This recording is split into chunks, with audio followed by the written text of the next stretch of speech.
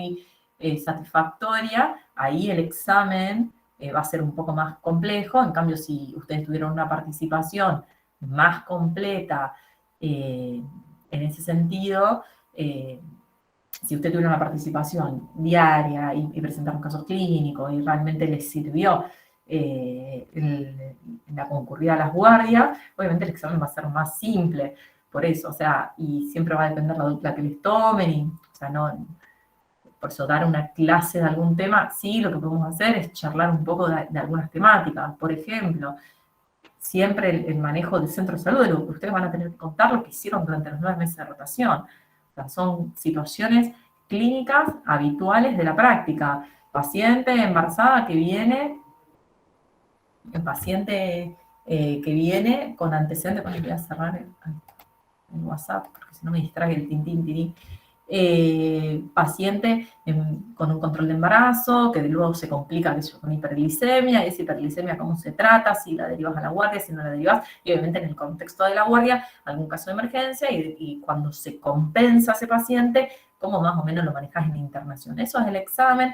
Obviamente los detalles y lo que se le tome va a depender de su evaluación durante los 9 meses.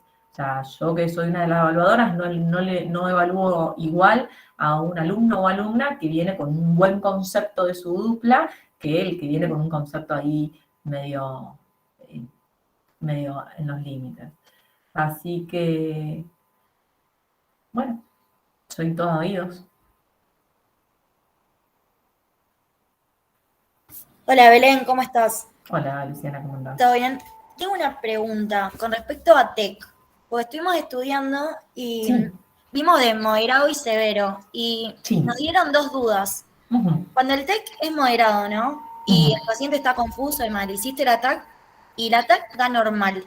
Ahí, ¿tenemos que igual llamar al neurocirujano o lo podemos esperar al paciente? Porque mi duda es, bueno, uno de los manejos puede ser, bueno, le hago el ATAC, está normal, veo cómo sigue y antes de darle el alta le repito el ATAC para ver, ¿no? O directamente ya llamo al neurocirujano que lo venga a evaluar. No, en realidad está buena la pregunta. Cuando vos tenés un traumatismo moderado por Glasgow, porque uno dice moderado por Glasgow, y vos lo evaluás con una tomografía, y la tomografía no tiene alteraciones, ese paciente puede quedar en observación bajo criterio clínico, y si a las 6 u 8 horas el paciente está estable, o sea, no agregó un foco neurológico y revirtió el foco que tenía, por ejemplo, porque el Glasgow deprimido te lo está dando algo, porque está confuso, porque está... O sea, algo hizo que sea un moderado, que le dé un Glasgow de 12, 13, te lo da algún criterio clínico, qué sé yo, tenía tendencia al sueño, respondía parcialmente a órdenes simples. Entonces, eso, si lo revierte a las 6 horas, lo mandas de alta, no hace falta repetir la tomografía. No hay que llamar al neurocirujano. Ahora, si progresa el foco neurológico o se mantiene estable, sí, repetir la imagen y llamar al neurocirujano si es anormal. Y si, por ejemplo, progresa el foco, le haces otra tomo y es normal, ya considerar hacer una resonancia. Algo hay que te estás perdiendo. La clínica es soberana. Bien, entonces, o sea, no es necesario que nos venga un TEC y ya directamente hacer la TAC y llamar al neurocirujano. Primero vemos cómo da. Vos vas a llamar al Si alterada, neurocirujano si tiene si no, algo, si tiene una fractura, si tiene una hemorragia, si no, ¿para qué lo va a llamar al neurocirujano? Claro. Claro, porque bueno, habíamos leído y nos daba como esa duda. No, es así, es así. Siempre lo esperás. ¿Es normal? Lo esperás. Bien. Y va a ir revirtiendo. Si llega a ser por el mismo, viste como dicen, el shock ese emocional por el trauma, va a revertir. A las 2, 3 horas te revierte. Y está bárbaro el paciente. Y se va. Y si el paciente, por ejemplo, sigue confuso a las 2, 3 horas, ahí se lo repetimos a la TAC. Claro, Sí. es lo que te Ahí digo, sí. repetís la TAC, si es normal la TAC, ahí ya te considerás que si sigue así, pedir una resonancia. Algo se te está escapando. Ojo, porque no, a veces no es solo cráneo, fíjate, porque si viene con un traumatismo de cráneo, seguramente tenga un politrauma, buscale otras causas a esa confusión. Hacer un metabólico, ¿sí? Claro, sí, obvio. Un laboratorio metabólico. Dale, genial, muchas gracias. Y la última duda que teníamos de TEC Decime. era en un paciente con un TEC severo. Aparte del edema de papila, que se ve en un fondo de ojo, ¿qué otra cosa podemos? Porque, o sea, si es un TEC severo, el paciente está en coma. Sí, ya te lo da. Entonces, fondo de ojo, la verdad que es como que al principio saber es medio difícil. Es difícil, nadie lo hace en las guardias. Por eso, ¿cómo nos damos cuenta que el paciente está con una hipertensión? Y Es difícil. A veces te da el vómito, a veces, o sea, tiene mucha cefalea y a veces está en coma y no lo vas a ver nunca. Solo lo vas a ver si, por ejemplo, le haces una imagen o si después el neurocirujano, porque tiene una hemorragia intracraneal, le hace lo que se llama la PIC, la presión intracraneana, y la tiene aumentada. Es difícil. Los signos de hipertensión endocraniana en el contexto de un traumatismo severo, donde no le puedes hacer un fondo de hoja, a veces es difícil porque a veces está en coma. Imposible. Claro, ¿sabes? por eso. Pues, o sea, No lo sabes, no lo vas a poder saber. la cefalea, los vómitos y eso no van a estar. No lo va a Coma. y no, pero por ejemplo, capaz que tengas un vuelco ventricular en la hemorragia y eso habla de una hipertensión intracraneana. Y eso va al neurocirujano, después le hace monitoreo de la presión intracraneana, que es lo que ustedes conocen como un monitoreo de la PIC, diríamos, que es presión intracraneana. Se le pone un catéter y eso le va monitorizando la presión. Pero no, lo ves con la imagen y lo deducís. Perfecto, ¿sabe? Tenemos que saber el TEC severo, es TAC, y ahí vemos, se ve las Lo que alteraciones. ustedes tienen que saber es el manejo del traumatismo de cráneo, ¿sí? Por ejemplo, que llega al centro de salud un paciente que se cayó con la moto a 2 cuadras y tiene un traumatismo de cráneo. Llegó caminando y ¿qué haces con ese paciente? Eso es como un examen, yo te estoy tomando. Bueno, nada, vino, que se cayó con la moto, tuvo un traumatismo de cráneo, ¿qué hacemos con ese paciente? Así Y ahí es el examen. primero evalúo que no haya perdido el conocimiento. No lo perdió. Y le hago el grado, o sea, le hago el Bien. examen físico neurológico. Vino caminando, está 15-15. Si vino caminando, que se cayó a 2 cuadras, está 15-15. ¿Cuáles son los parámetros que vos evaluás en el Glasgow? ¿La conciencia vino caminando? O sea, La cinemática del trauma. Veo la edad. excelente, Veo la cinemática del trauma. una de sus enfermedades, si tiene, por ejemplo, alguna coagulopatía o algo. Bien. Flor, por ejemplo, ahí que escribe, ¿tuvo pérdida de conciencia? Sí, pero la recuperó. No me acuerdo no sé qué pasó. Ahí se hace una tomografía, o sea, hay que derivarlo. No, en realidad es normal, o sea, que el paciente no se acuerde. Okay, ahí está el examen. Ustedes, si van con una conducta, defiendan esa conducta. Y porque voy. Profe, puede ser que, por ejemplo, por la cinemática, por ejemplo, iba sin casco, no escuché si la moto, lo que sea, por ejemplo, puede venir caminando igual y tener alguna lesión en las vértebras, en algún lugar, entonces, por ejemplo, podemos igual ponerle el cuello, inmovilizar y, por ejemplo, mandarlo si es en centro de salud y tiene un SAMCO cerca, al SAMCO, hacer una RX y evaluarlo y ahí ver, digamos, si hay alguna lesión ósea que no hayamos visto Sofi, por su andar. yo te la discuto un poco. Por ejemplo, ¿qué podés ver con la radiografía? Lo que podemos No, me refiero a lesión ósea y si Vamos con está Sofi. cerca del SAMCO y si está bien y demás. Está bien, ¿qué lesión Digamos. ósea? ¿Alguna fractura en cervical o...? ¿Y si tiene una fractura cervical, viene caminando? No. ¿Sin dolor? Claro. Él No, y viene aparte, sin dolor, sin La nada. clínica es soberana, chicos. Claro. La clínica es soberana. Fractura cervical, que se caiga y venga caminando al centro de salud. Sí, también puede tener una ruptura esplénica. Importantísima la cinemática del trauma. Importantísima. Entonces vos, la cinemática del trauma, vos sabés, primero que te tiene que llamar la Claro, atención por qué se cayó. no. Una fractura de cráneo sí podría ser. Fractura de cráneo que se ve en radiografía. Leve. Sí, por ejemplo, acá en el Leve. SAMCO hubo por eso un caso de, digamos, que vino un paciente traído por por familiar, que tuvo un accidente, todo normal, digamos. Al examen físico estaba bien. Y después, bueno, una de las médicas decide igual ponerle el cuello, qué sé yo. Al hacer la radiografía, ven que había una especie, a ver, es lo que hay en el SAMCO, después lo derivaron. Vieron lo que parecía una línea fracturaria, no sé en qué lugar, yo no lo vi, y ahí lo derivaron, digamos. ¿Y qué dio la tomografía? No es, eso Entonces, se fue. ya te digo que no era una fractura. A ver, cuando hay una fractura de cráneo, no, que muchas veces estaba discutida las radiografías porque dice, bueno, nos llega un TEC, radiografía de perfil, y no, porque, a ver, lo que mata al paciente no va a ser una fractura de cráneo, lo que se ve en RX se ve en TAC, y muchas veces la RX no da negativa, y ahí decía que una RX negativa no da una falsa sensación de seguridad y que muchas veces no es así. Porque no están Entonces, pensando con la con clínica, criterio. claro. Entonces con la clínica, clínico. Claro, vos llegas al paciente, está asintomático, tiene un Glasgow 15/15, le hago un examen neurológico normal, incluso muchas veces ni siquiera está indicado se lo deja por observación algunas horas, pero en el TEC leve. Pero ¿por qué? Está bien, estás bien, Luisina. Vos estás hablando del examen clínico, perfecto, y el estudio complementario está bárbaro lo que decís. Ahora, ¿qué es lo que a vos te asegura decir al paciente? ¿Lo dejo en observación o lo mando a la casa? ¿Qué es lo que te cambia ahí?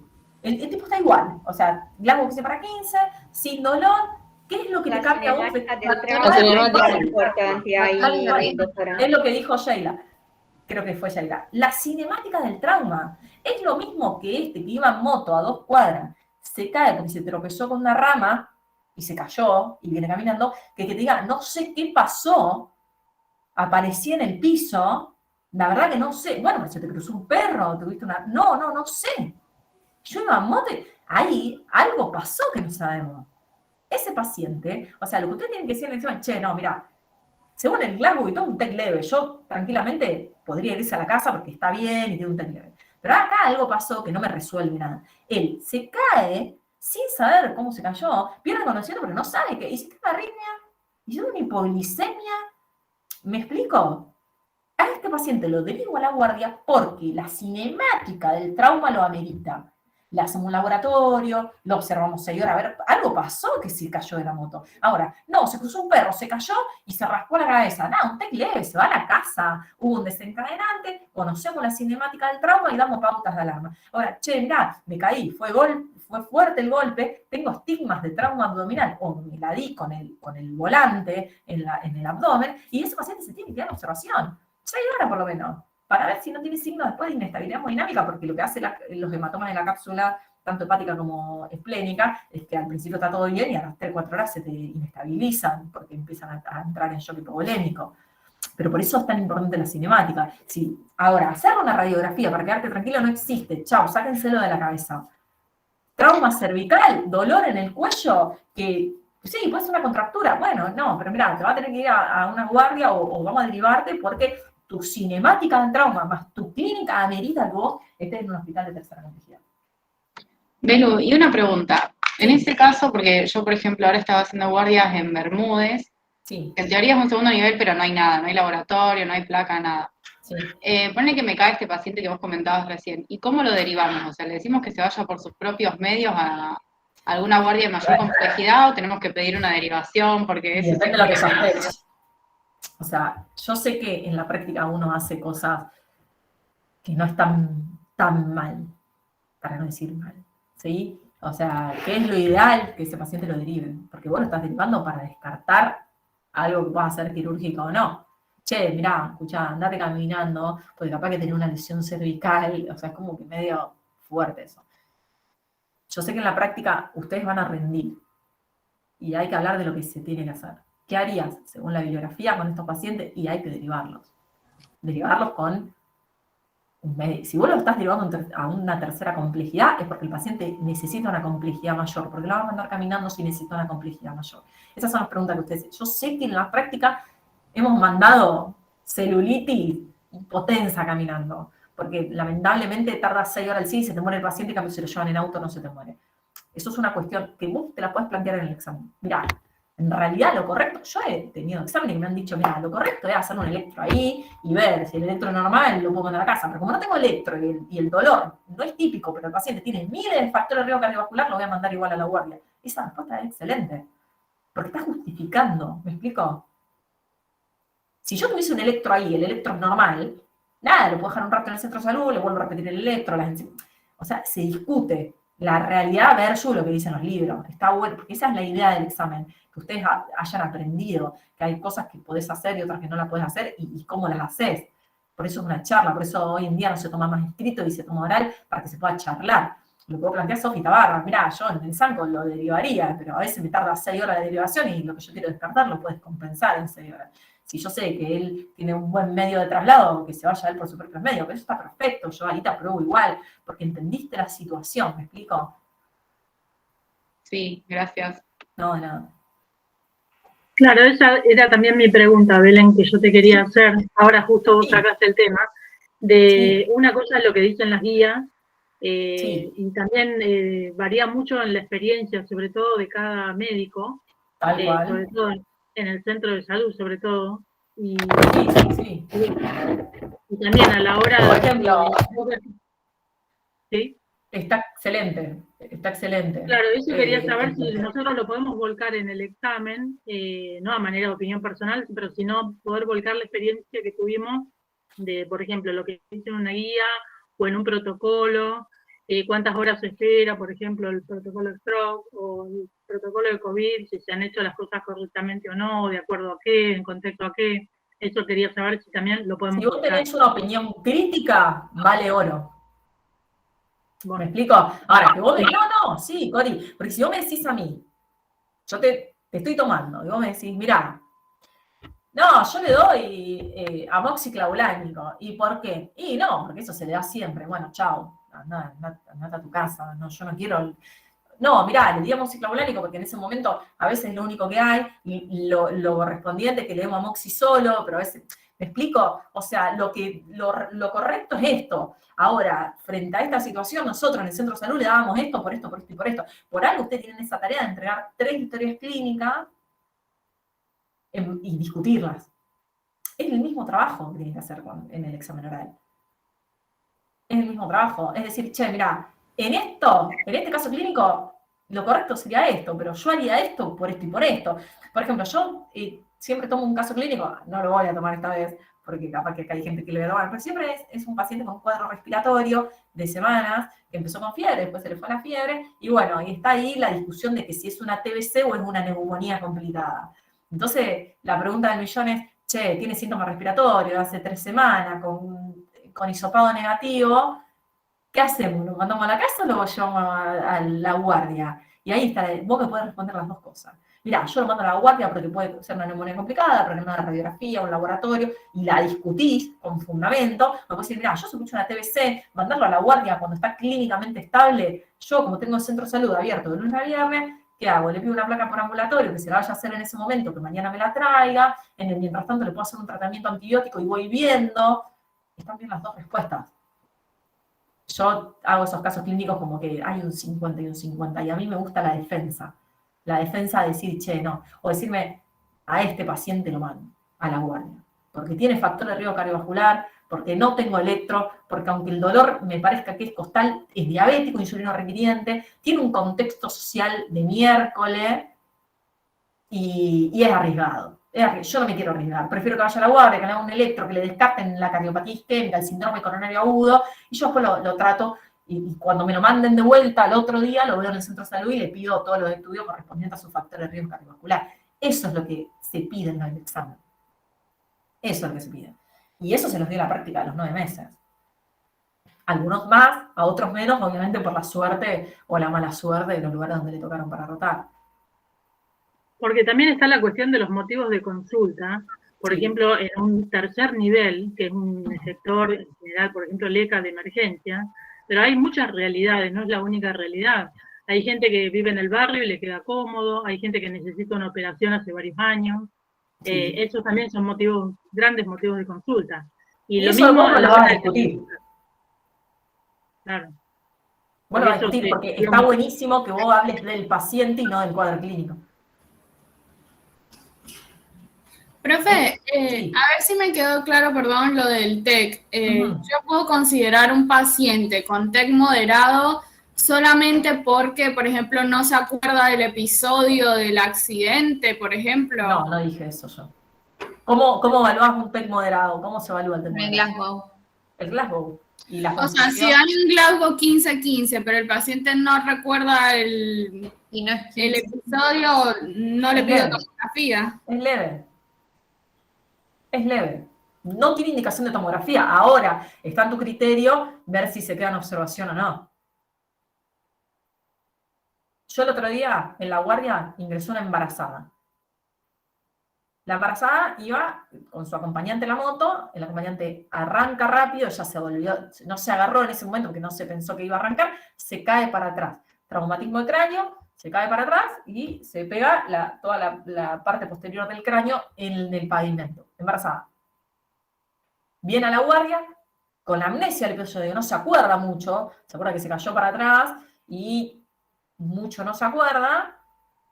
Un embarazo bien controlado, su tercer embarazo, 15 para 15, no tenía cefalomatoma, tenía cefalea. ¿Qué hacemos con esta paciente? En la observación queda. TAC no, porque está embarazada. ¿Y qué tiene? Estaba embarazada de 35 semanas, 36 semanas. Ella llevaba casco. Le podía hacer con protección.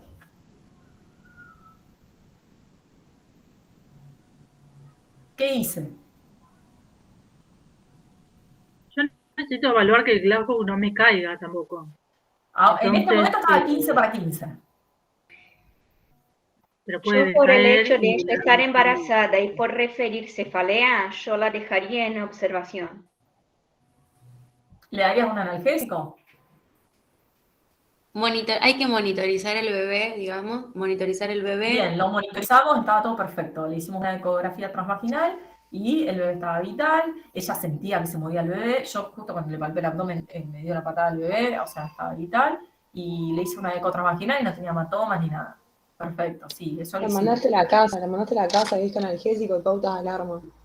La dejé 6 horas. Por estar embarazada, porque tenía amnesia del episodio. Creo que la dejé 4 o 5 horas creo que la dejé.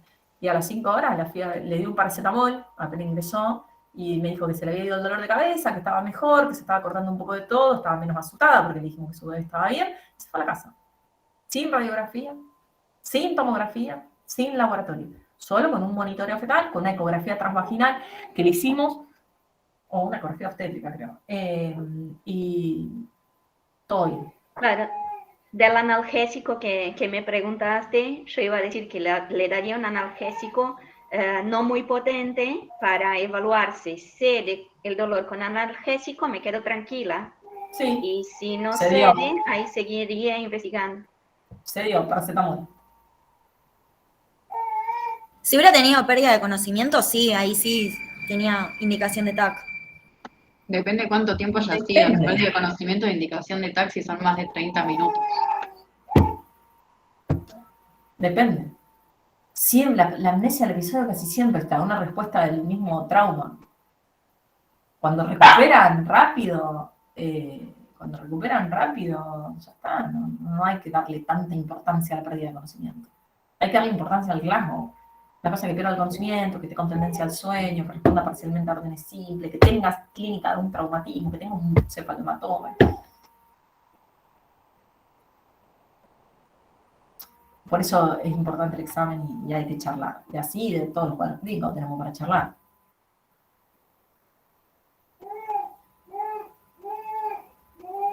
Bueno, ¿puedo hacer otra pregunta de otro tema nada que ver? Obvio. Si la puedo responder, a veces no, me era porque, justo el otro día en tutoría hablamos de un caso de cetoacidosis diabética. Ajá. Y surgió la duda, bueno, yo pensaba también en el lugar en donde estoy haciendo las guardias, que no hay laboratorio, nada, y por ejemplo hablábamos de que si no teníamos para hacer el potasio, le hacíamos algunas unidades de insulina o no, o lo teníamos que derivar y esperar a que lo hagan en el laboratorio. Obvio que antes lo hidratás, pero bueno, nada, bien. Esa duda. Y también si... ¿Y qué harías vos, Sofía, ahí? Y yo vería en qué valor está la glicemia, ¿no? ¿Te cambia vos?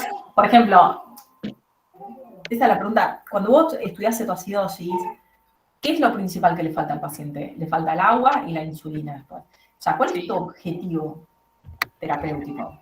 Hidratarlo Y que bajar la glicemia. ¿Y bajar la glicemia rápido? No. ¿O limpiar los cuerpos cetónicos hidratando? Limpiar los cuerpos cetónicos e hidratarlo. Primero Bueno, le pongo con ese objetivo, te respondete sola, Sofía. ¿Qué harías? Y lo hidrato mucho y después la insulina espero, digamos, tener el laboratorio, espero que salga la derivación. Tal cual. Sí. A veces, si son pacientes así, que ya están reacostumbrados a la insulina, que son pacientes que usan 200 unidades por día, y vienen, así que son muy bagallos, y que se comieron 3 flanes con dulce de leche y todo, ahí sí, un poquito de insulina no le va a hacer mal. Pero eso claro, es lo que hablábamos, justamente hablábamos de eso, de que surgió, de que si era un paciente de que ya él mismo se aplicaba las insulinas, y es un paciente que ya se encuentra, o sea, ya tuvo episodios así, y es como vos decís, que tiene esos antecedentes, sí se aplicaría algunas unidades de insulina hasta esperar el laboratorio. Claro. O sea, siempre va a depender del tipo de diabético que es. Y depende cuánto tarda la derivación, eso, ¿viste? Eso se puede discutir. Pero vos, hidratarlo tranquilo, si orina, sabés que dentro de todo el potasio no está tan mal, siempre depende como que de la clínica, yo siempre digo soberana. La insulina no te lo va a salvar, lo que te lo va a salvar es hidratarlo y que el riñón arranque para eliminar esos cuerpos cetónicos. Sí, tienes 500 glicemia, bueno, se te va creciendo en el agua, o 400, después se deriva. Se pide un laboratorio y en base a eso se hace una bomba de insulina. Hacerle un bolo no te sirve porque vos le estás bajando la glicemia en un paciente que está ácido y no te sirve mucho. Vos lo que tenés que hacer es hidratar para lavar esos cuerpos cetónicos y que se empiece a incorporar más el bicarbonato en el cuerpo, o sea, fisiológicamente eliminando los cuerpos cetónicos, entonces la hidratación te da más ahí. De que a veces le mandan la insulina y sin hidratación y lo derivan, está mal. Porque tu objetivo no es mantener una glicemia menor a 200 o menor a 150, tu objetivo es hidratar al paciente y que ese paciente no esté deshidratado y normoglicémico, sino prefiero que esté hidratado e hiperglicémico. También va a importar mucho, en este evento vos lo podés resolver, pero después hay que ver si el paciente se adhiere a su tratamiento o no, porque vos le estás dando el alta a un paciente estabilizado, pero después puede volver a recaer. Sí. Eso siempre, obvio. Los riesgos de recaída, evitar lo mayor posible el riesgo de recaída. Eso ya sería como cuando ya la compensaste, digamos. Claro, y ese es el tema, ¿qué hago al alta de ese paciente? Si pido o no una, qué sé yo, por ejemplo, una derivación a salud mental. Obvio, bueno, eso se discute también. Ahí ya lo que habla Sofi es más del periodo agudo y lo que hablas vos más ya cuando ya pasó la cetoacidosis. Belén, yo tengo una duda con los cultivos en la cetoacidosis, porque nosotros en la tutoría hablamos que siempre un uro y un hemo se hacían, y después cuando yo estuve leyendo el tema, decía que, o sea, si sospechabas infección o si el paciente tenía fiebre. Claro, es eso. El tema es que yo sé que, por lo de la guardia de mi experiencia, como que los hemocultivos son re caros, ¿no? O sea, tenés que tener un buen criterio para pedirlo. Tal cual. No es por si las dudas. Entonces, mi duda es, si a mí me preguntan los cultivos, digo, ¿siempre o si sospecho de infección por fiebre, por, no sé, responder. ¿Tiene síntomas urinarios? ¿Y qué responderías? Usá el criterio, ¿qué responderías? A mí yo eso, si tiene fiebre o bien, si tengo un foco. Si tiene un no foco. siempre. Si tiene un foco. Y el laboratorio, depende del laboratorio que tengas. Si tenés foco respiratorio, le haces una radiografía de tórax. Si tenés foco urinario, le pedí una orina para, o sea, un cultivo. Es eso. Listo, perfecto. No era mi duda a ver si yo estaba bien, porque en la tutoría habíamos dicho eso y bueno, nada, por eso tenía esa duda. Uh-huh. Está bien. Es eso. O sea, los cultivos son en base a si tiene signos de infección. Salvo que tengas, qué sé yo, una fiebre inespecífica que no sabes de dónde viene, bueno, ahí sí le pedís el cultivo. Sí. Ahora, cuando ameritan, nos pedían el cultivo, no de rutina. De rutina, sí, en una mujer va a pedir una subunidad beta, de rutina va a pedir una milasemia, de rutina, eso sí, porque casi siempre tienen dolor abdominal. De rutina, el paciente, aunque no tenga dolor torácico, si no le ve la causa, le hace un electro. Porque el diabético puede tener un síndrome coronario en contexto de una cetoacidosis. Y no lo ve porque tiene dolor, porque es diabético.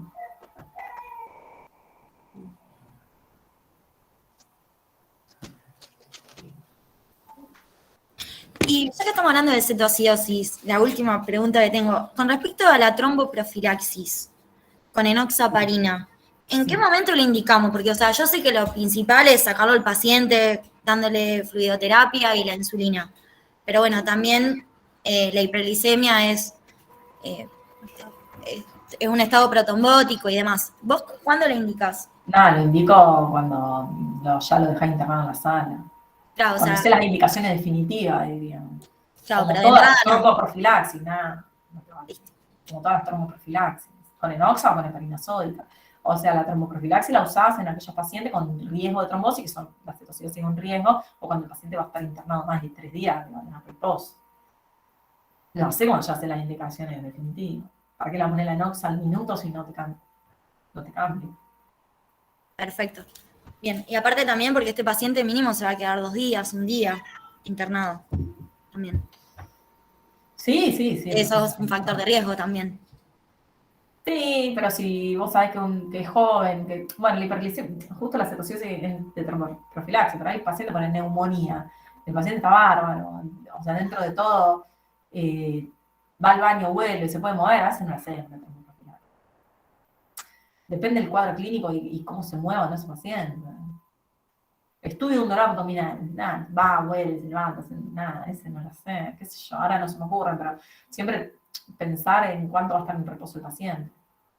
Si el paciente se moviliza, va al baño y vuelve, y nada, y se va a fumar un pucho y vuelve, como hacen lo de Leva Perón, nada, ese paciente no lo hace, no tromboprofilaxis. Siempre dependiendo del cuadro por el cual se interna también.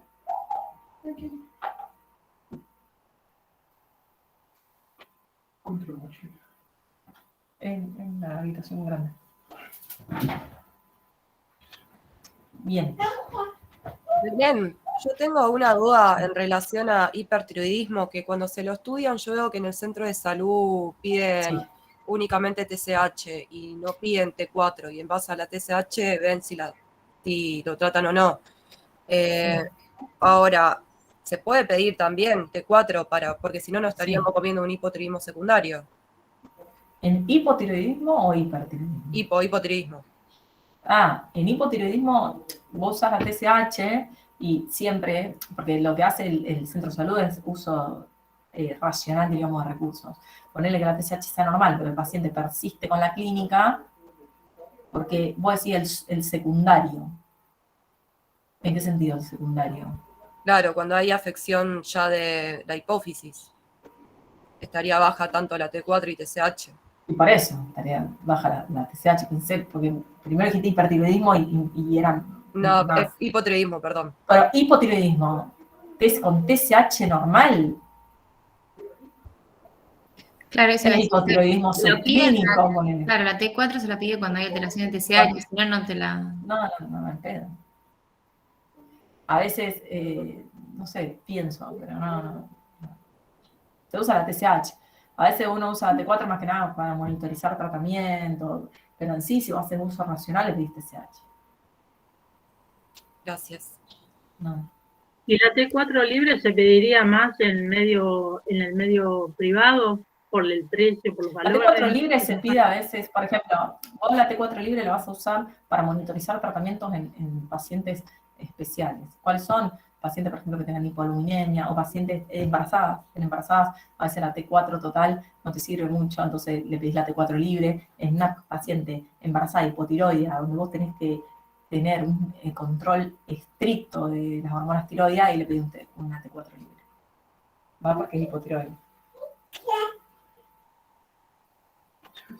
Belén, ¿te puedo hacer una pregunta? Sí, decime. Sí. Primero tengo una pregunta de shock anafiláctico con respecto a los criterios del uso de adrenalina en el shock anafiláctico. Tengo entendido de que hay criterios, uno de los criterios es la desaturación del paciente. Sí, la afección de la vía aérea. Claro, sí. ¿Hay algún otro criterio para usar la adrenalina? Obviamente que la DIFE y el corticoide lo vas a usar en general. Sí, en realidad a veces nosotros lo que a veces un shock anafiláctico con mucho edema cutáneo, con pérdida, o sea, que está hipotenso, por esta extravasación de líquido, usamos la adrenalina más que nada para que no te entre en shock también hipovolémico por esa anafilaxia.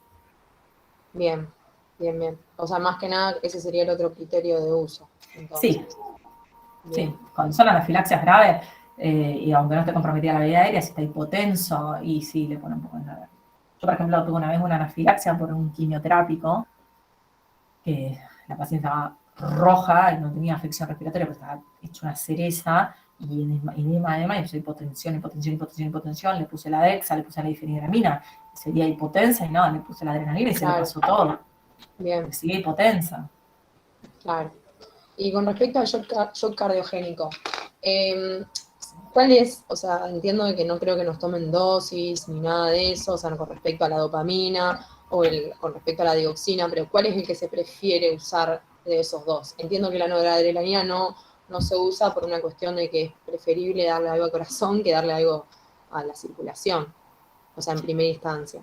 Sí, lo que se usa siempre es la noradrenalina. La dopamina a veces la usás Bien. en los pacientes anúricos, por ejemplo, te dicen, porque tiene más vasodilatación renal que otros. Claro. Pero la dobutamina en el shock cardiogénico. Si por eso, la dobutamina en el shock cardiogénico y en el resto. Y en el resto todo no. Bien. Bien. Bueno, gracias. No.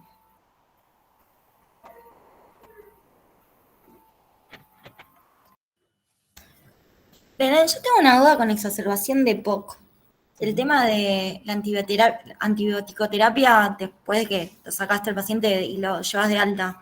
Porque, por un lado, a mí en la práctica y demás me dijeron que siempre está indicada la antibioticoterapia y después cuando leí la práctica, la guía decía que tenés que darlo si hubo mayor expectoración o cambió la expectoración de su forma habitual. Y es como que, sinceramente, no puedo razonar clínicamente qué haría, porque por un lado digo, bueno, la resistencia, y si es un paciente que hace exacerbaciones frecuentes, va a terminar con una resistencia terrible, pero por el otro lado, mirá si no se sobreinfecta y el paciente se termina peor. Entonces, te iba a preguntar vos qué haces y qué criterio tomás. En realidad, lo que te dicen las guías GOL es que frente a una exacerbación, o sea, ¿qué llamás exacerbación de EPOC? Porque una cosa es un EPOC que está bien controlado y que viene porque aumenta su disnea y está bien controlado ese EPOC. Y aumenta su disnea en base a que se sobreinfectó. ¿Por qué se sobreinfectó? Porque cambió la expectoración, cambió el aspecto del esputo o el laboratorio tiene signo de infección, ahí le tenés que dar sí o sí antibiótico. En la mayoría de las exacerbaciones de EPOC le vas a dar antibióticos, siempre le vas a dar antibióticos. Salvo que, por ejemplo, sea un EPOC que venga con una disnea y vos te das cuenta que ese paciente está haciendo mal el tratamiento y no tiene signos de sobreinfección, a ese paciente le vas a regular mejor los broncodilatadores, el corticoide inhalatorio y el SABA, o el LABA, mejor dicho, con el Atroen, pero porque no es tanto una exacerbación, sino que es un EPOC mal controlado. Claro, perfecto. ¿Y lo de los PAF serían solo una serie cada 20 minutos? No me manejo con las series. O sea, lo que se hace con los aerosoles en el momento de la crisis, de la exacerbación, se hacen ahí a demanda en la guardia hasta que el paciente se estabilice y después se le hace, cuando se va a la casa, que ya está estabilizado, se le hacen 2 PAF a la mañana y 2 PAF a la noche de este corticoide inhalatorio con el LABA, ¿sí? Y siempre EPOC y asma. Y después, si tiene síntomas en el medio, se tiene que hacer los rescates en base a los síntomas. Si tiene más de 5 rescates, significa que eso no está controlado, ¿sí? Ahí se lo puede agregar, por ejemplo, ya pasabas a otra categoría, que es el hiperatropio. Perfecto. No, eso te lo pregunté porque viene el asma, que el Gina decía que entre 4 y 10, y en el EPOC decía solo 2, es como una diferencia bastante grande, entonces me da duda. ¿Entre 4 y 10 qué? Disparos. Claro. Y en el asma eso, y tampoco en el EPOC, entonces me parecía como raro eso. Dame un segundo. Sí.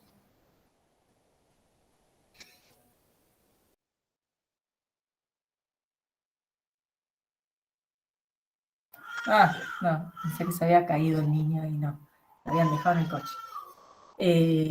No, lo que te cambia es esto, por ejemplo, el asma cuando se exacerba es por mal control o por broncoespasmo.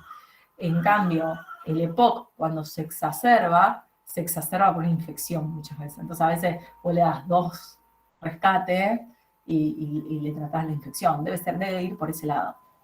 Capaz que tiene otra respuesta más específica y la saben un neumonólogo, pero yo creo que es más que nada por ahí. Perfecto. Porque el EPOC cuando se exacerba mayoritariamente, un EPOC que está controlado y se empieza a descontrolar, se exacerba porque se infecta. En cambio, el asma se descontrola porque hay algo inflamatorio, que entonces le das más rescate porque le das más chance a esa inflamación. El corticoide lo va a ayudar más. Capaz que el EPOC te dé 4 o 6 rescates y nada, ahí no soluciona porque te lo soluciona un amoxiclavulánico. Perfecto. Y en la exacerbación de EPOC, no, o sea, los corticoides inhalados no, con el oral ya está, ¿o no? No. siempre O sea, le corticoide das el inhalatorio. salbutamol. Siempre, porque el corticoide inhalatorio, tanto en asma como en EPOC, lo vas a llevar siempre porque prevenís la recurrencia. Tanto en el EPOC como en el asma, siempre. El corticoide inhalatorio va siempre, en todas las obstructivas. Eso es algo de las guías. Una pregunta, Belén, porque en la guía de EPOC del ministerio dice que los corticoides inhalados en EPOC se dan cuando hay, digamos, en casos severos, intensificación de los síntomas, cuando hay más de 2 o más exacerbaciones al año, pero que cuando es leve el corticoide inhalado no se da. Sí, en realidad cuando es leve, no sé, en el asma sí se da.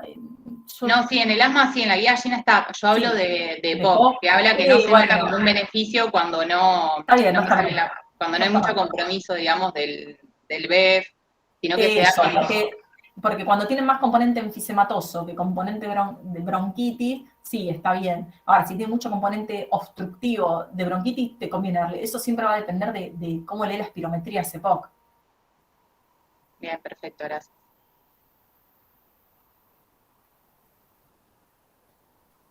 Denme un segundito, porque denme un...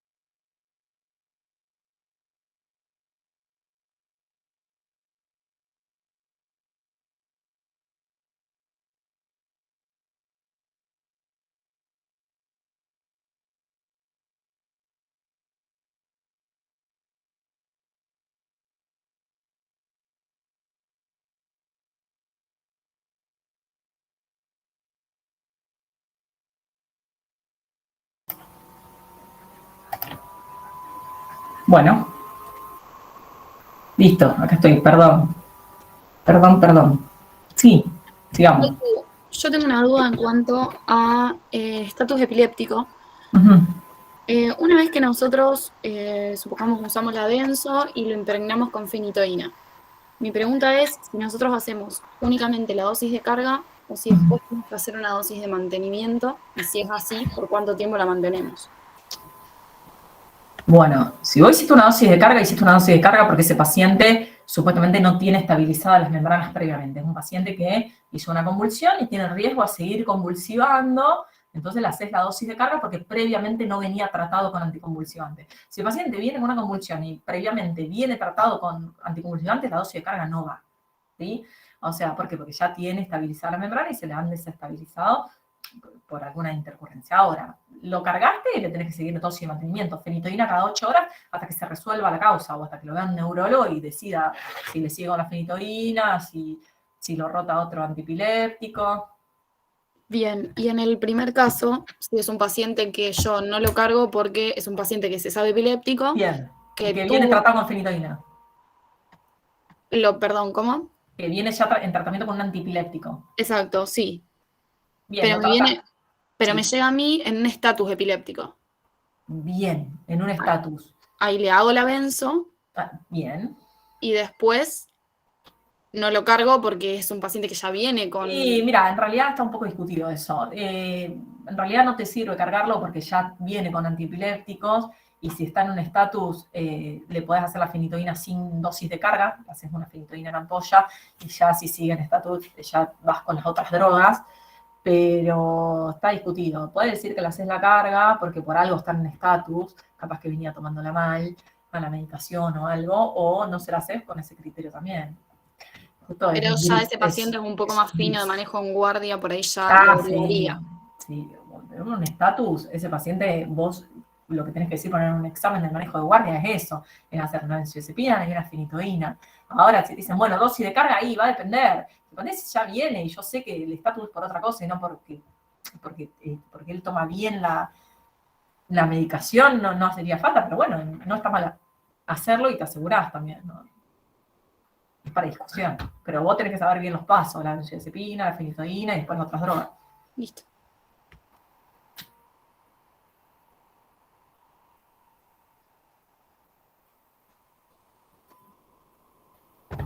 No sé si tiene otra duda.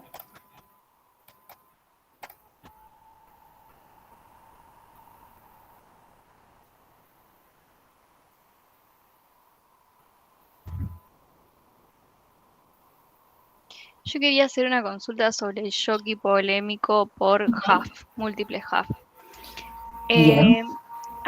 Ponele, ejemplo, no está descompensado o tiene una hipotensión compensada. A eso va. ¿Cómo? Digamos, Si está en shock, está hipotenso. Bueno, sí, pero no está en shock. Ajá. Digamos. Tiene múltiple herida de arma de fuego.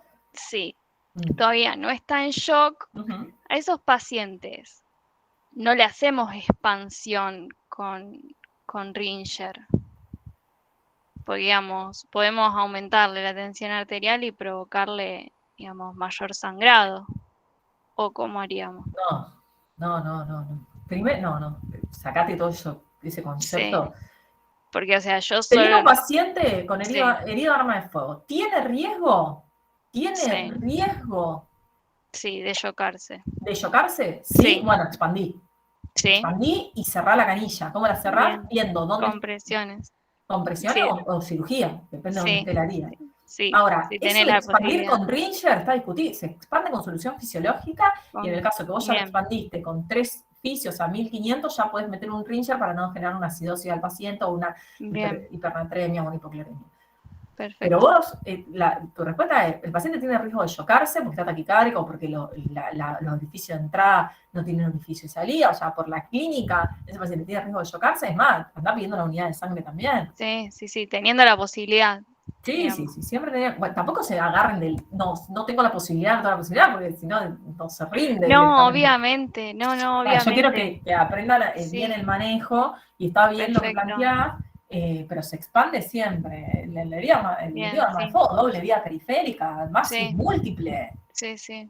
Porque si la tienen en el muslo, el fémur sangra, si la tiene el abdomen, todo sangra, si la tiene el tórax, todo sangra. Sí. Le hacer las medidas iniciales y después esperar el laboratorio si tenés tiempo. En función a, digamos, en la práctica se usa la nora para aumentar la tensión. Pero yo leí que no se utiliza por, digamos, ese aumento de la presión que va a generar mayor sangrado. No. Pero hay que pasarle, porque le tiene que subir la tensión arterial.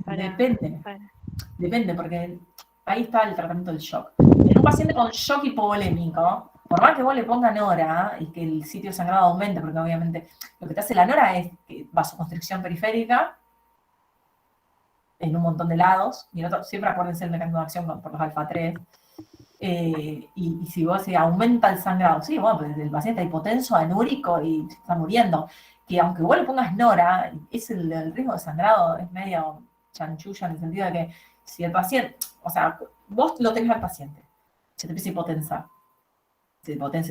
le expandiste sangre.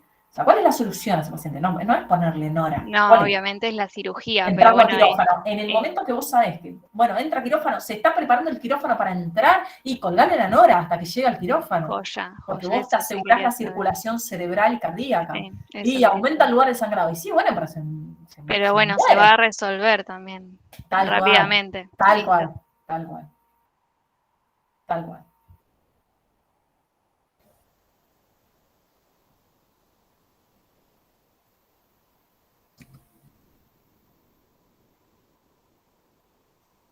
Soy todo oídos.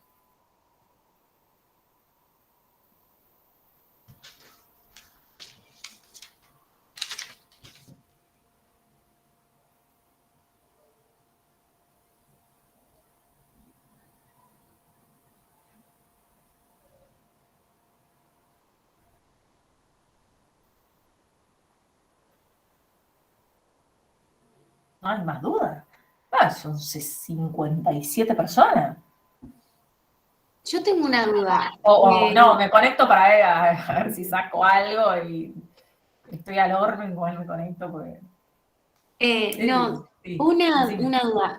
Con respecto al ACV isquémico, ¿es controversial el uso de trombolíticos o sea, tiene que estar dentro de la hora y lo tendría que llevar si tiene los criterios de la unidad de stroke o directamente espero o veo depende de dónde esté o no? ¿Sabes que se me tildó, perdón, como que me salió una alerta acá en la computadora y se me cortó? ¿Cómo? No, te iba a preguntar lo de el uso de los trombolíticos en cuanto al ACV. Si tengo la posibilidad de llevarlo, digamos, a la unidad de stroke y que cumple los criterios, lo mando. Bien, obvio. Y si no, lo puedo hacer yo el trombolítico, digamos, en ese sentido. O sea, lo mando un tercer nivel que lo realicen, porque no... ¿Cómo sería ahí el trombolítico lo hace un tercer nivel. Por eso, lo mando directamente. Sí, para más ahora los trombolíticos se hacen en hemodinamia y o sea, hay varias maneras de... Si vos estás en la hora de oro y cumple los criterios y todo, lo tenés que derivar a un lugar donde haya unidad de stroke. Claro, o sea, si yo veo que tiene todos los signos de un ACV isquémico y más, o sea, veo los factores de riesgo, la edad que tiene y todo, si cumple los criterios o no, lo mando a la unidad de stroke y si no, digamos, igualmente lo derivo a un tercer nivel por el hecho de que... No, si no. O sea, si ya pasaron, por ejemplo, el paciente ya lleva más de 6 horas o tiene tiempo indeterminado, vos ahí tranquilamente le haces una tomografía, se descarta que haya hemorragia y le puede dar aspirina y con una estatina de alta dosis. Después pedir un ecocardio, un ecodoppler de vaso del cuello, estudiarle los otros factores de riesgo cardiovascular. Bueno, eso lo puedo hacer en un segundo nivel. Bueno, no tenés tomo en un segundo nivel, pero bueno, tenía que ir a un tercer nivel por la tomo. Claro. En general, no se hace que se trasladan al tercer nivel, se hace la tomo y después vuelve al segundo nivel. Claro, se hace eso. Se descarta la hemorragia, chao, al segundo nivel. Claro, sí.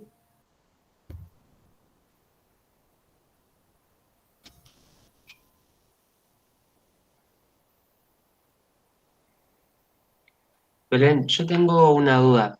Respecto en lo que es el manejo del síndrome coronario agudo, para lo que es la antiagregación, ¿se utiliza la doble antiagregación con aspirina y clopidogrel o solamente con la aspirina bastaría?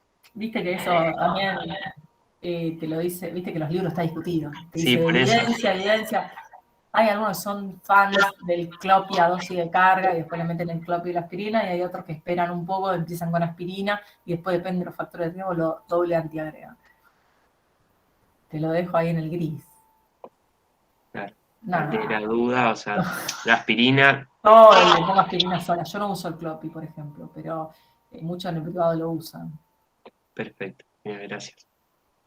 Belén, una pregunta. En un paciente que está teniendo un infarto, y vos lo tratás como con la sigla, bueno, con oxígeno, nitroglicerina y aspirina. Y el paciente está hipotenso, vos sospechás un shock cardiogénico por el infarto extenso, no le das nitroglicerina, ¿no es cierto? Y no, si está en shock, no va a vasodilatar.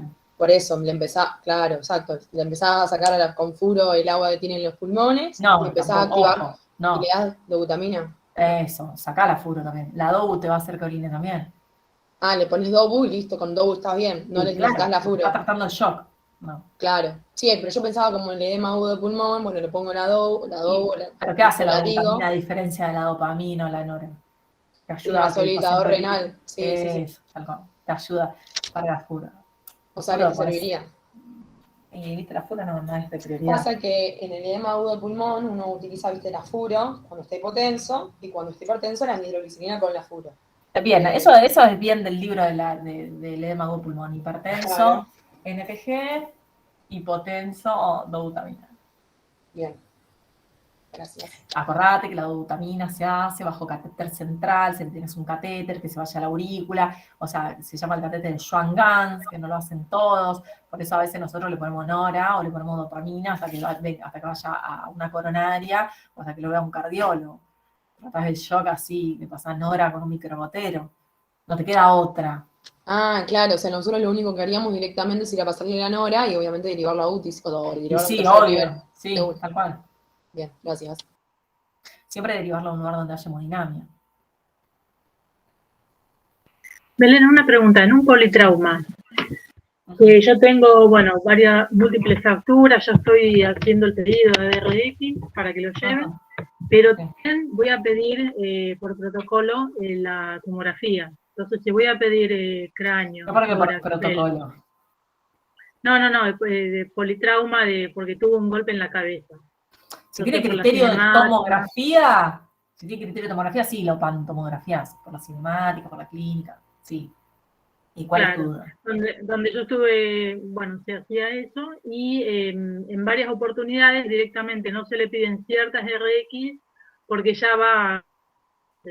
¿Eso sería correcto? ¿Sería racional?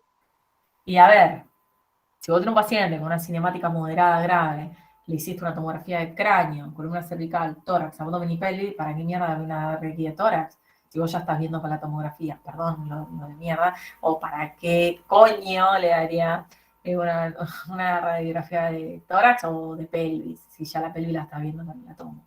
La idea de las radiografías es para usarlas, no para tenerlas. Bien. No, pregunto porque hay diferentes criterios a nivel, médico. La bibliografía te dice que vos tenés que evaluarlo mediante imagen. O sea, si hay un paciente que tiene un traumatismo de tórax cerrado y vos querés ver la lesión pulmonar, una RX de tórax no te va a decir mucho y te va a decir mucho eso te da la cinemática y la clínica. Claro. Eso de pedir radiografías para cubrirse con lo legal es mentira. Porque si yo decís, no, le pido una radiografía de columna cervical por lo legal. No, por lo legal que si tiene una lesión medular o si tiene una lesión si tiene dolor a la espinopalpación y tiene parestesia al miembro superior y vos le pedís una radiografía para cubrirte, está mal, le va la tomografía, va preso igual aunque le pediste la radiografía.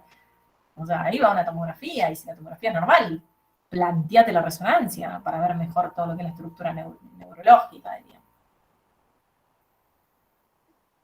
Ahí Ramiro levantó la mano.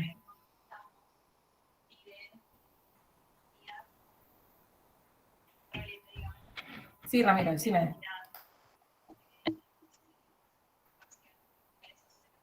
Bueno.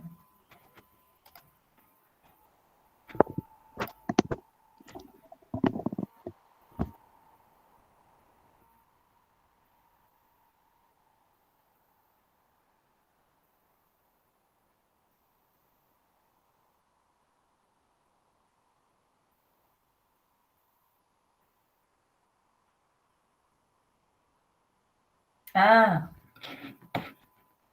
pues sin querer. A ver. Dosis, a ver. Vamos a ver un poco las preguntas. Ah, bueno, esto.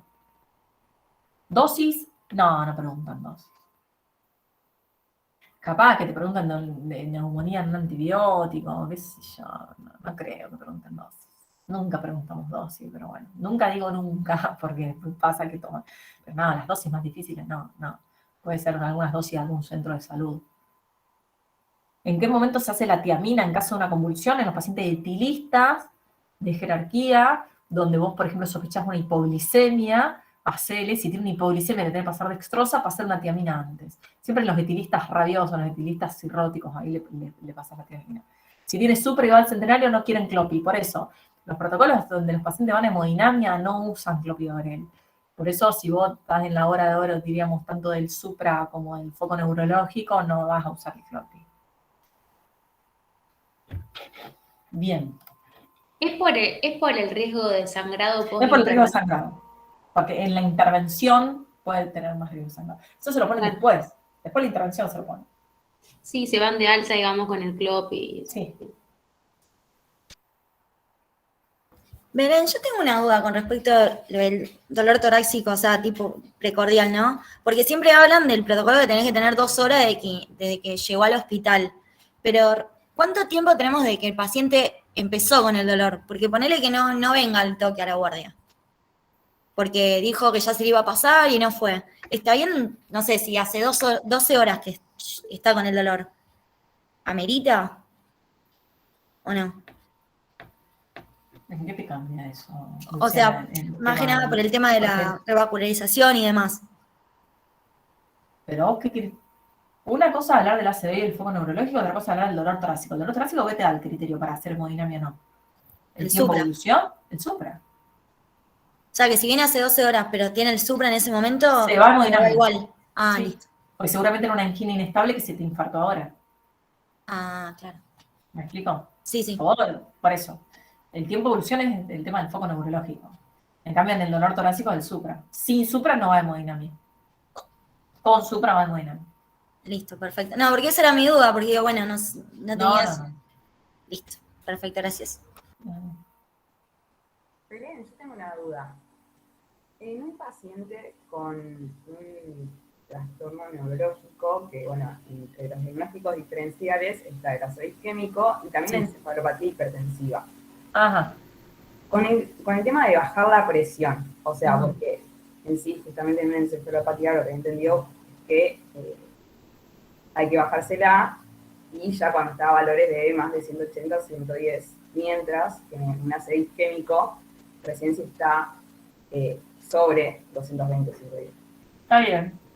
A ver. No sé cuándo sería. No, porque o sea, es difícil hacer un diagnóstico diferencial entre ácido isquémico y una encefalopatía hipertensiva. ¿Por qué? ¿Cuál es la clínica del ácido isquémico?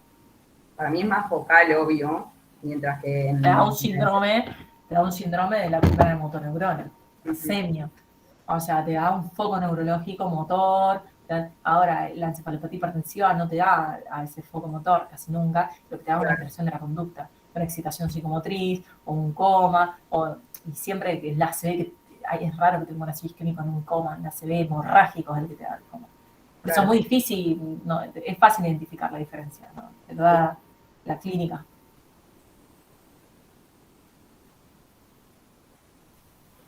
Belén, te hago una pregunta. En un paciente que sospechamos un TEP y está hemodinámicamente inestable, nosotros hacemos un diagnóstico diferencial entre obviamente TEP y, por ejemplo, una insuficiencia cardíaca aguda descompensada sería, o crónica descompensada o insuficiencia cardíaca aguda, por ejemplo, ¿no? Y nosotros obviamente lo digo porque al menos en el Centenario no tenemos disponible, que es un hospital de tercer nivel, el ecocardiograma. Como para ver, o sea, porque la bibliografía dice que lo que primero uno hace es el ecocardiograma para ver la diferencia. Si tiene los signos, que hay un signo que es específico de TEPS, directamente ya se lo interpreta y se lo trata como TEP. No lo tenemos al alcance, ¿no es cierto? ¿Qué hacemos? ¿Una angiotomografía o hacemos con el electro? O directamente angiotac con contraste, bien. Y a eso le pedimos el labo, pidiéndole dímero D y las tropo, ¿no es cierto? Perdón, ProBNP. No, y las tropo también las puedes. Las tropo. Pero ProBNP, sí.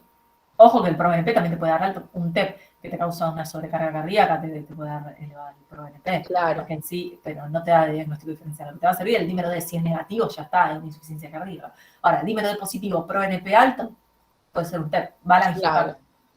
Bien, bien. El angiotac te da, sí, a veces tiene el trombo. Muchas veces, nosotros en el tuvimos una insuficiencia cardíaca en un chico joven por un TEP. O sea, se conjugaron los dos cuadros. Y la angiotac nos mostró el trombo. Claro, bien, listo, gracias. Belén. Sí. Por acá prendo la cámara porque no soy solamente yo, digamos, estamos estudiando en grupo. Sí. Y a veces habla una, a veces habla otra. Pero nosotros justo con la pregunta que te hizo Delphi, circulan como símiles así de examen y estamos como obsesionadas con un caso. Y queríamos saber si podíamos compartirlo.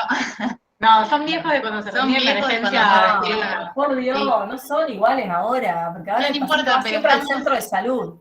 Igual está en relación con la pregunta que hizo Delphi. Tiene una placa que no ¿la podemos compartir? Sí, pero mostrame el caso, a ver si... Ahora, sí, ahí lo pongo. A veces ustedes se basan en la radiografía. Lo que usted tiene que saber para el examen es más o menos el abordaje. Y siempre lo que yo les digo es, sean ordenados. Si van a plantear 4 hipótesis diagnósticas, estudien esas 4 hipótesis diagnósticas. Ahora, porque si tiran 10 hipótesis diagnósticas, tienen que pedir 10 estudios. Por eso, ojo, el piojo con la hipótesis diagnóstica. Y si van a hacer 4 o 5 hipótesis diagnósticas, tratan las 4 o 5 hipótesis diagnósticas. Bueno, ahí está. Ahí lo veo perfecto. Paciente es un EPOC conocido de 50 años, consulta por disnea progresiva en los últimos 3 días y expectoración mucopurulenta. Bien. Refiere a edemas en ambas piernas y que no pudo dormir durante la noche. Su tratamiento habitual es salbutamol, hipertropia budesonida en PAF. Refiere a su familiar a un episodio sincopal, me encanta la palabra episodio sincopal, no existe, precedido de un dolor torácico. Este ya me lo acuerdo, este creo que lo vi alguna vez. Síncope precedido de un dolor torácico. Al examen presenta edemas, tiene todo. Al examen presenta edemas asimétricos, a predominio de la pierna izquierda, y bueno, tiene una TA divina de 220-120, está taquipneico y taquicárdico irregular. Es dificilísimo esto. Bueno, está ausculta, hipoventilación severa difusa, ruidos cardíacos hipofonéticos con ritmo irregular y sin soplos. La RT demuestra, ahí como ven, un corazón un poco grande, con ahí parece eso, o una neumonía o un tumor, todavía no vamos a ver qué es. El laboratorio mostró, o el país se recompensó el paciente. El laboratorio mostró 20.000 blancos, con desviación de la fórmula hacia la izquierda.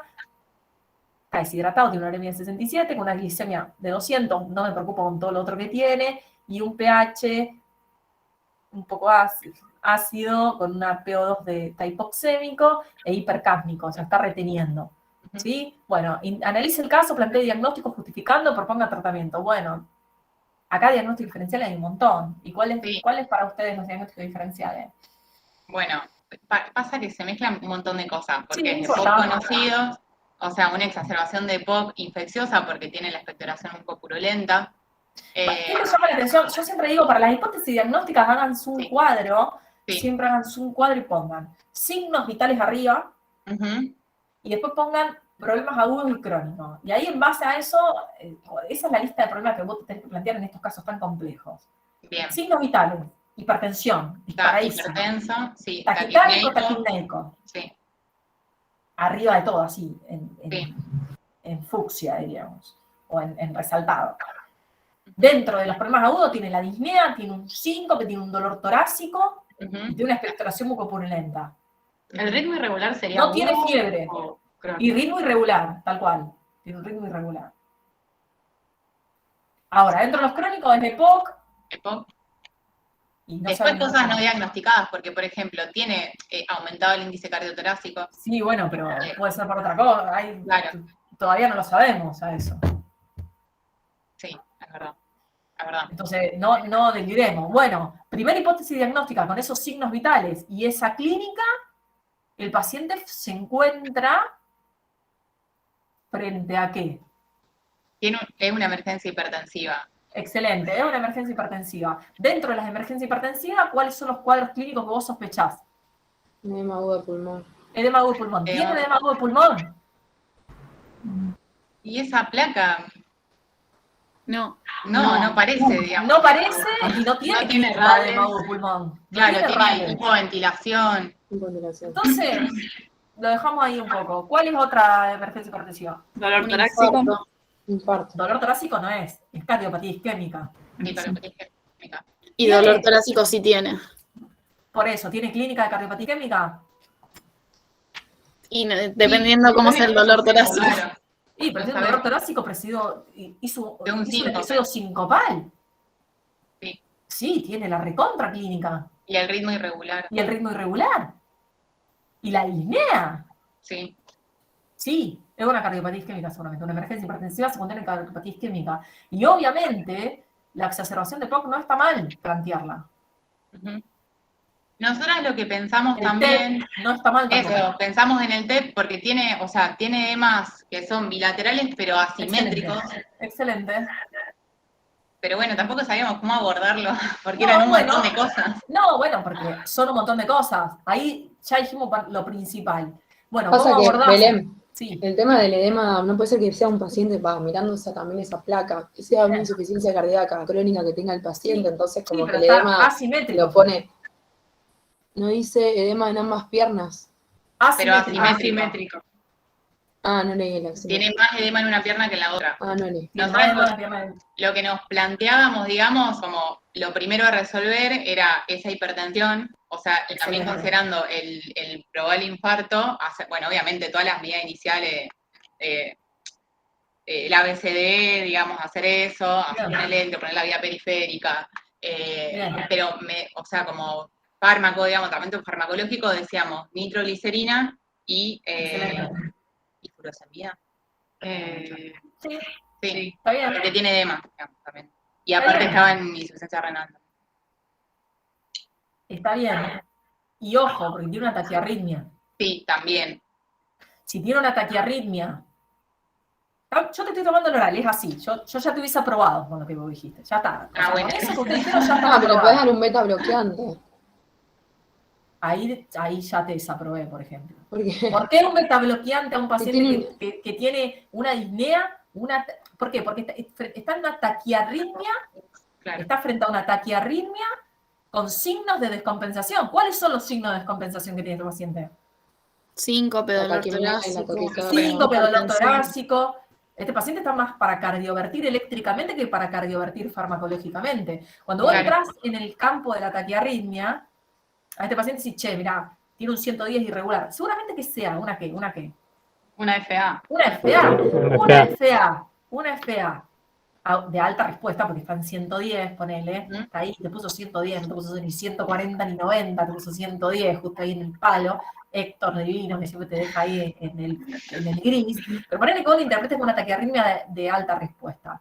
A este paciente, frente a esta clínica, antes de poner un metabloqueante, ponele digoxina si lo querés revertir farmacológicamente. Claro, eso lo haces, Belén, perdón, discúlpame. Una vez que vos tratás, como dijo Sofía, el tema del infarto y todo. No, ahí en el momento. Eso, lo tenés que hacer en el momento, o sea, lo cardiovertís y después lo tenés que tratamos. controlar la frecuencia. Claro. El tema es que acá estamos frente a una... Es muy complejo. ¿Por qué? Porque tiene 220, 120, yo le pasaría NTG, me iría bien el electro, capaz que en el contexto de que vos le pasás la NTG, se le va el dolor torácico, ahí le podés tratar el ritmo. Le pone un poco de oxígeno, ojo, está frecuencia. mezclando mucho. Le pone el oxígeno, le pone la NTG, el paciente con esa disminuye la disnea y todo, y te va a un 90 de cardíaca, y ahí se te fue la FA alta, respuesta ventricular. Claro. Trataste lo más urgente, que fue la presión y todo. Ahora, ponele que le bajaste la presión, el paciente se dio el dolor torácico, y ese paciente, cuando lo ves, sigue taquiarrítmico, ahí te conviene hacer una digoxina porque el paciente ya se estabilizó. Ahora, si el paciente te sigue con ese dolor torácico, empieza a bajar la presión, pero sigue con dolor torácico, ese paciente hay que cardiovertirlo eléctricamente, hay que anticoagularlo y cardiovertirlo cardiológicamente, ¿sí? Claro, eléctricamente.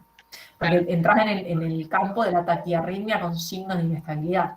Claro. Obviamente, gracias a Dios no se rinde más escrito, porque tendrías que escribir todo eso. Por suerte ahora rinden el oral, para los que no les gusta el oral, que no sé por qué se quejan que no quieren el oral. Para mí el oral es mucho mejor, porque imagínate, te toman esto escrito y no aprueba el 70%, porque esto es difícil. En cambio, así yo te lo voy sacando, si lo sabés, te lo hago salir. Ahora, si no lo sabés, no lo sacás. Por ejemplo, Delphi, si vos me hubiese dicho beta bloqueante, yo en el examen digo, no.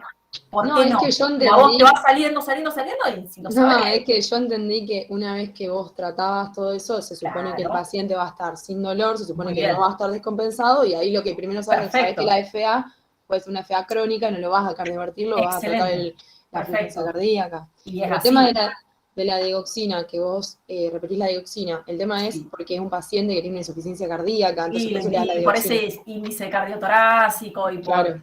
Pero sí, tal cual.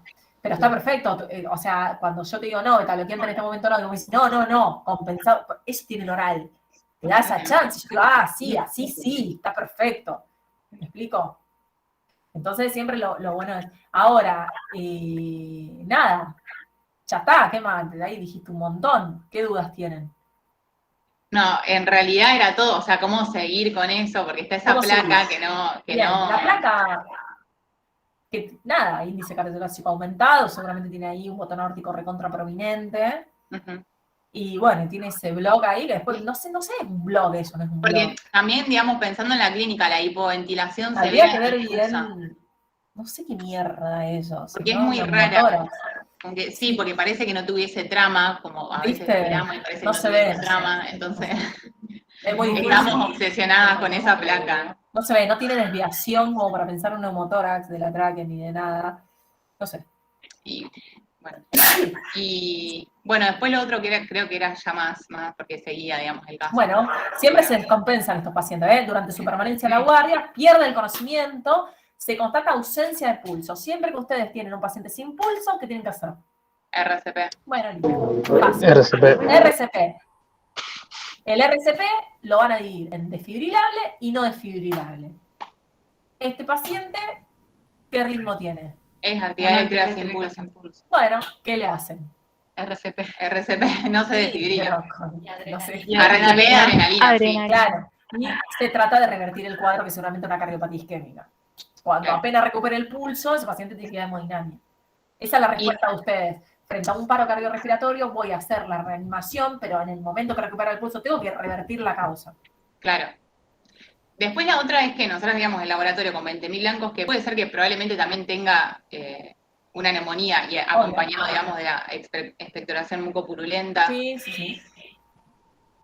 Y ahí le agrega el antibiótico, a la chapa de todos los tratamientos, ya que está en la mesa. Bien, perfecto, bueno. Yo Pero bueno, bien. Estuvieron bien. La acidosis también. No, 200 de glicemia es muy difícil que te dé acidosis. Hay que ver, seguramente este paciente tiene cetonemia negativa, esta no es acidosis. Pero digamos, ese pH puede ser que sea, digamos, por una acidosis respiratoria. Y sí, no tenemos el bicarbonato igual. No tenemos el bicarbonato. Bueno, pero esas son las cosas que tienen que decir en el examen. Mirá, falta el bicarbonato. Pero con esa retención de PCO2, que seguramente ventilatoria, es una acidosis respiratoria, nada. Bien. Eso con oxígeno y NTG se te va. Bien, perfecto.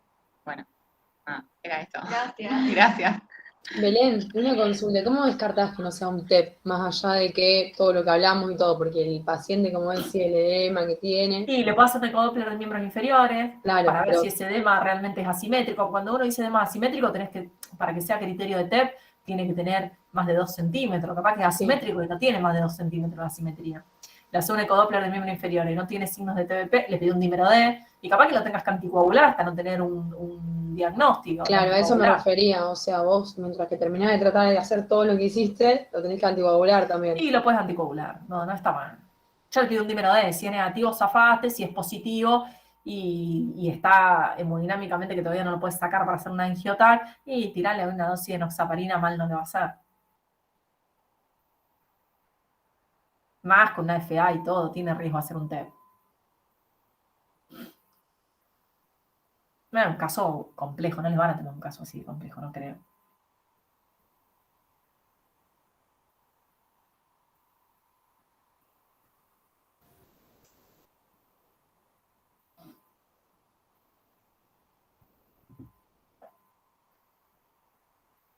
Bueno. Rinden la semana que viene. No, la otra rinden. La otra. Yo tomo el 7. Claro, la semana del 7 sería la otra semana. Todavía no sabemos. La otra semana. Porque se están definiendo la fecha. Yo tomo el lunes y el miércoles. Bueno, no sé si acá hay alguien de los que yo le tomo. Pero en sí es así, todos los exámenes son parecidos. Algunos obviamente te toman un poquito más de atención primaria.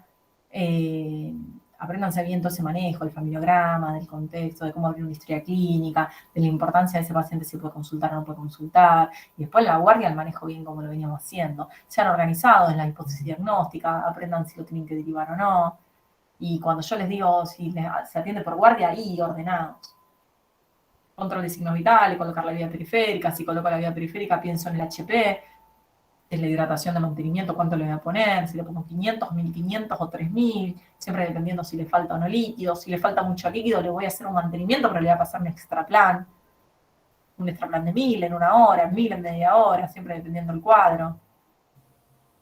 Mel, una pregunta que me acordé de un caso que vi y que estuvimos hablando acá también y buscando.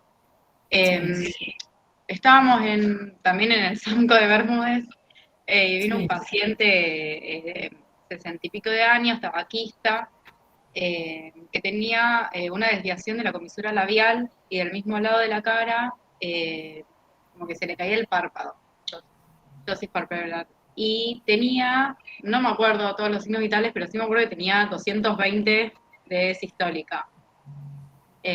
Bueno, en ese momento lo llamamos al médico y dijo que era una parálisis facial, y lo mandó a la casa.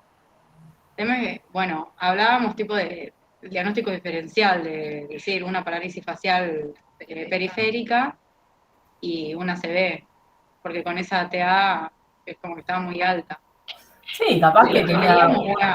O sea, lo que leíamos como para apoyar, digamos, el diagnóstico de la parálisis facial era de que si era periférica, como que te iba a afectar la mitad de la cara, tipo de un mismo lado, y si era central como que te afectaba de la mitad para abajo. Claro, la semiología, la digamos, como que la ptosis palpebral no iba a estar en una ACV, digamos. Y sí, es así. Eso es semiología.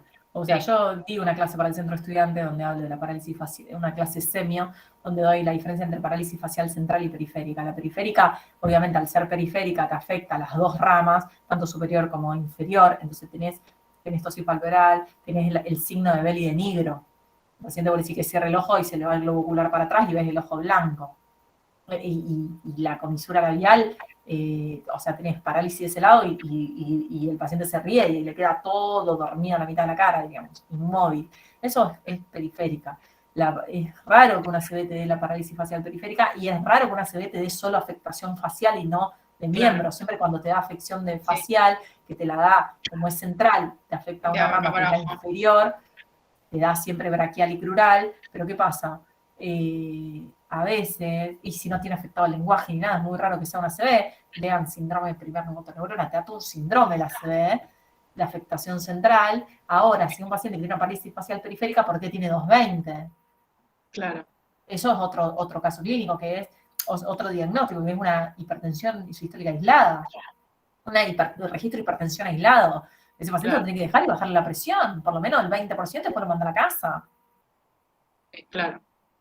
No, lo puede mandar con 220. Ese paciente toma antihipertensivo, sí, en Enalapril. Bueno, dale en Enalapril y déjalo un rato ahí. Claro. O dale un calcio antagonista y déjalo un rato ahí. Hasta que baje, un 20%, empieza a bajar, el paciente es asintomática la hipertensión. Capaz que vos, tranquilizándolo, diciéndole que no es una ACV, dándole el antihipertensivo que él toma, y dejándolo en observación, le empieza a bajar, porque también es un poco de contexto de ansiedad. Que tiene miedo de tener una ACV y tiene 220 por una cuestión de adrenalina y cortisol circulante. Pero lo tenés que dejar. Listo. ¿No amerita una tomografía? No. Todavía no. Pero sí dejarlo y bajarle la TA, un 20%. Un caso de... No es una emergencia hipertensiva, una urgencia tampoco, porque no hay afectación, pero sí hay un registro de hipertensión aislado que hay que tratar.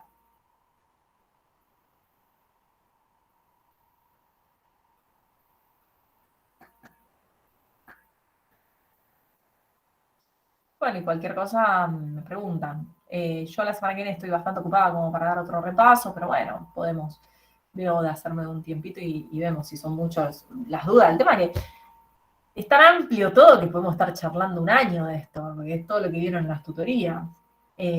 Cualquier cosa, mi mail es... Igual mi teléfono lo tienen casi todos. pero mi mail es mariabelen1986@gmail, ahí me mandan las consultas. ¿Sí? ¿Te puedo hacer una última pregunta? Sí. Con respecto a las ampollas usadas en la convulsión, disculpame, no te lo pregunté en su momento cuando lo preguntó Clara, pero bueno, se me pasó. Sí. Uno utiliza, es preferible utilizarlo ahora antes que diase, eso lo entiendo, pero siempre es una ampolla en general, más allá de la dosis. O sea, una ampolla de Lora que es de 4 miligramos. Bueno, si te escucha Héctor te mata, porque en realidad vos tenés que ver la dosis. Claro, bien la dosis entonces. Sí. Eso de la ampolla, así como no tienen que decir dosis, no tienen que decir ampollas. Bien. Digan fenitoína y nada más. No, claro, pero viste que, a ver, uno lo puede decir en dosis, no hay drama, porque son fáciles esas de acordarse, pero en realidad en la práctica siempre te dicen una ampolla, y te queda la ampolla. Ustedes van a rendir un examen que es de la universidad y es teórico, y lo único que se defienden ustedes con el libro. Bien, entonces si nos da una ampolla y media, es una ampolla y media, sería. O sea, nos da de dosis una ampolla y media en un paciente, le damos una ampolla y media. Sí, yo no hablo de una ampolla, no sé, ¿a qué das una ampolla y media? Yo hablo de dosis. Bien, no sé qué es es como que, o las diluciones sí, puedes decirlo en forma práctica. Mirá, nosotros dábamos 3 ampollas en 250 pasar en 20 minutos. Bueno, la fenitoína dábamos 10 ampollas, de 8 a 10 ampollas, y más o menos la ampolla de 100 miligramos, entonces son 1000 miligramos. Eso depende de quién te tome. Yo si me dicen la palabra, a mí díganme nada más la droga. Si me dicen ampolla, digo, bueno, ¿qué droga? No me gusta el tema de ampolla. Dexa una ampolla, le estás dando 8 miligramos, una bestia. Dale 4, dale la mitad de la ampolla. Pero bueno, eso es muy, muy de cada mes. No me gusta que las ampollas. Porque encima hay diferentes presentaciones y depende de dónde estén trabajando. Hay veces, por ejemplo, la NTG tiene 2 presentaciones. Entonces a veces tenés 25, a veces tenés ampolla de 50. Y entonces la dilución va a depender de qué ampolla tenés. Si lo diluyen en 500, lo diluyen en 250. Porque eso va a depender de los miligramos de la ampolla. Igual que la morfina, igual que un montón de drogas. Siempre es importante saber la dosis. Siempre. Y si vos siempre trabajás en el mismo lugar, ya aprendés las dosis, ahí podés decir ampolla tranquilamente porque estás seguro de qué dosis le estás administrando. Yo en el APERO me manejo con ampolla porque los enfermeros les cuesta cuando les digo la dosis, porque dicen, pero esto es una ampolla. Bueno, entonces yo ya sé qué dosis tiene la ampolla y le pongo ampolla en la indicación. Pero ya sé, porque conozco las ampollas que hay en ese lugar. Pero ustedes al rendir un examen, la idea es dosis o nada, o digan el nombre y quédense callado a ver si preguntan la dosis.